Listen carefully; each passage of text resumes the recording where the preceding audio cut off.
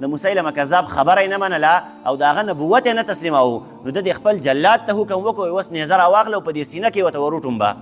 نو نیزه یې راواغستله او په سینه کې ورته وردن نه کړه.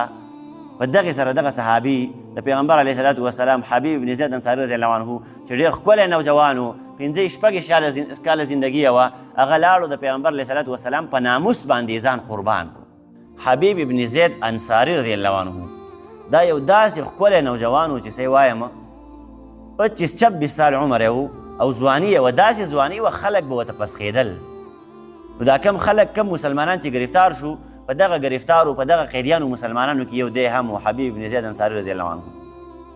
دا بیا بوتلل او د مسیلمه کذاب مخې ته یې حاضر کړل.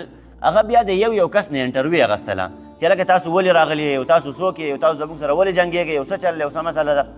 د یو کس نه به یې تپوسونه کول. چې کله دې صحابي ته راورسېدو حبیب بن زید انصاري رضی الله عنه ته د ده نه یې تپوس وکړو چې ته څوک یې، ستا څه نوم دی، د کومې قبیلې سره یې تعلق دی.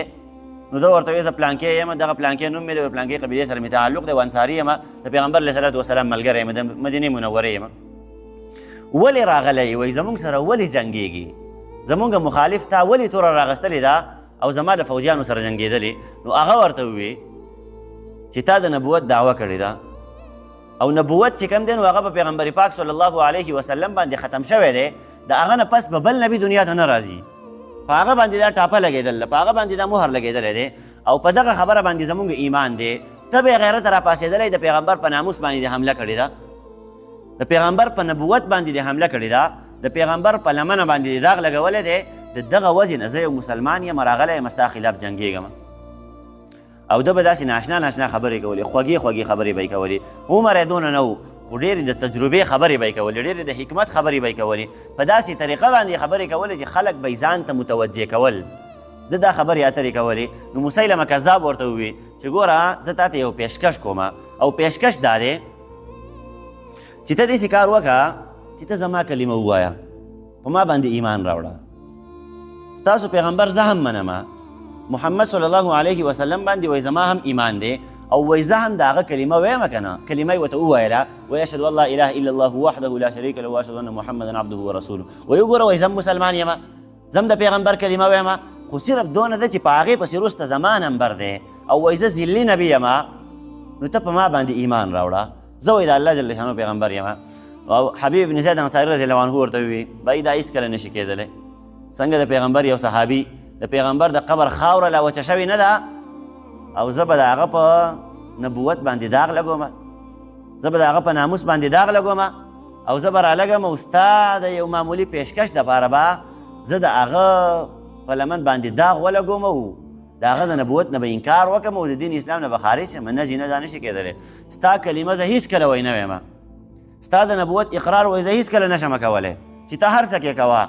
نو دې مسیلمه کذاب ورته ووي چې زما د نبوت تسلیم که او که تسلیم دې نه کو نو ګورې اقطعک اربن وایي دا یو جوړ نه دی، دا به دله د وجود نه جدا کمه، داسې سزا به دله درکمه، دا جوړونه به دې کټ کمه د یو بل نه، دا لاسونه دا مټ دا ځیګونه به دله کټ کم، دا به دله کټ، دا به دله کټ، ټول وجود به دې کټ کمه، په دې کې به ته د سختې تکلیف د وجې نه به ته مړ شي، وایي مردار به شي. هغه صحابي د پیغمبر علیه صلات وسلام ته یې ویلي مسیلمه کذاب.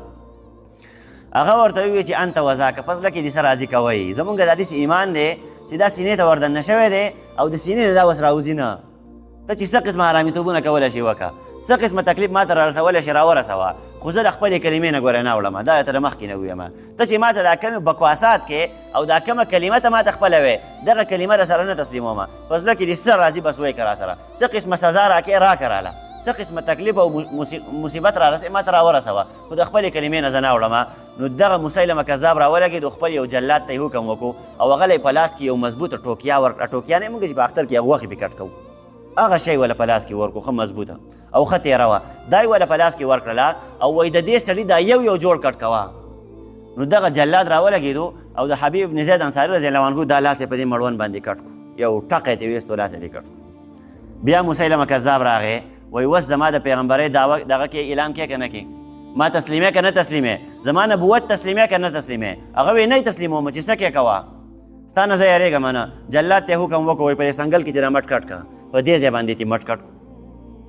بیا ورته مسیلمه کذاب وویل زما نبوت تسلیموې که نه یې تسلیموې وایي نه یې تسلیمومه ما په یو پیغمبر باندې ایمان راوړلی هغه اخرنی پیغمبر دی نه تسلیمومه چې ته څه کې کوه دا لاس یې په دې ځای باندې کټ کړو دا یو لاس یې دقسې کټ کړو بیا یې دا کټ کړو دا ټول دا دواړه لاسونه یې کټ کړل دا جوړونه یې وله جدا جدا کړل په اخره کې چې ونه شو د خبره نه منله د مسیلمه کذاب خبره یې نه منله او د هغه نبوت یې نه تسلیموو نو د دې خپل جلاد ته حکم وکړو اوس نیزه راواخله او په دې سینه کې ورته وروټومبه نو نیزه یې راواغستله او په سینه کې ورته وردن نه کړه په دغې سره دغه صحابي د پیغمبر علیه صلات وسلام حبیب بن زید انصاري رضی الله عنه چې ډېر ښکلی نوجوان و 15 کاله زندګي یې وه هغه لاړو د پیغمبر علیه صلات وسلام په ناموس باندې ځان قربان